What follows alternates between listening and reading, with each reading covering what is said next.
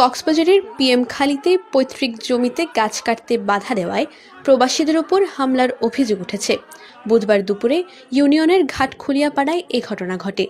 ভুক্তভোগীরা জানান, গাছ কাটতে বাধা দিলে প্রথমে কথা কাটাকাটি হলে দলবল নিয়ে দেশীয় অস্ত্রসহ হামলা করা হয়। এ সময় 3 ভাই গুরুতর আহত হয়। বাবার পৈতৃক সম্পত্তি চৌধুরী নামে ওই ব্যক্তি আমার গাছপালা কাটতেছে। যখন গাছপালা কাটতেছে তখন আমার আম্মা যাইয়া জিজ্ঞেস করছে বিষয়টা। তখন আমার আম্মাকে অগত্য ভাষায় গালিগালাজ করছে। আমার 2 ভাই ওখানে গেছিল, ঘটনা জিজ্ঞেস করছিল। তখন জিজ্ঞেস করার পর ও যে গাছপালা কাটতেছে ওই দা দিয়ে আমার এবারে দিছে একটা কোপ, আমার এবারে দিছে একটা কোপ। তখন ও এখানে পড়ছে আত্মরক্ষা করার জন্য এভাবে যখন হাত দিছে, কিন্তু এর এখানে হাতের এখানে পড়ছে প্লাস মাথায় পড়ছে।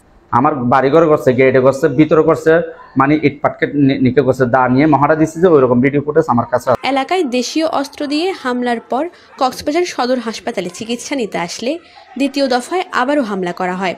পিএমখালী ইউনিয়ন বিএনপির সভাপতি হারুন রশিদ উনি আইসা আমার বড় ভাইরে প্রথম বলছিল যে তুই বেশি সিয়ানা হয়ে গেছিস, তোর এত স্পর্ধা আসছে কোথায় থেকে, তুই আমার ভাইয়ের যাইয়া হামলা করছে এ করছিস।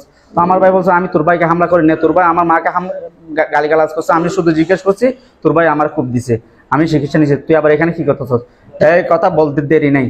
তারপর এর যে 5 ভাই মামুন রশিদ, দুদু মিয়া, ওবায়দুল করিম, বাবুল, শহীদুল করিম, রিফাতুল করিম, সলিমুল্লাহ, সৈয়দ করিমের মেয়ে জামাই রফিকুল ইসলাম, এরা সবাই হামলা করছে দা দিয়ে। এ বিষয়ে অভিযুক্তদের সাথে মুঠোফোনে যোগাযোগ করা হলে সংযোগ পাওয়া যায়নি।